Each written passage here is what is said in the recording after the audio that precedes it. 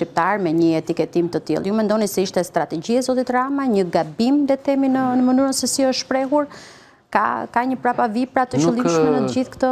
Nuk besoj se ka një domethënë gabim, vetë zoti Rama atë armë më të fortë që ka strategjinë e komunikimit, domethënë për të mbetur gjithmonë pjesë e debatit.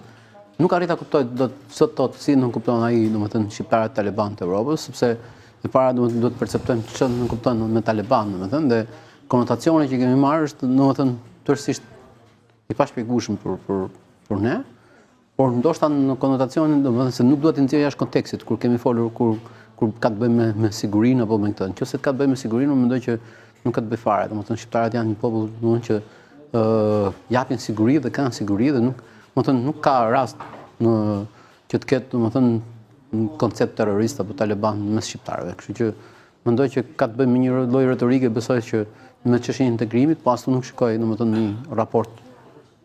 Nëse mendon që kështu na shikon bota, duhet prapë domethënë të mbaj përgjegjësi në konceptin se si e percepton këtë përballë të huajve.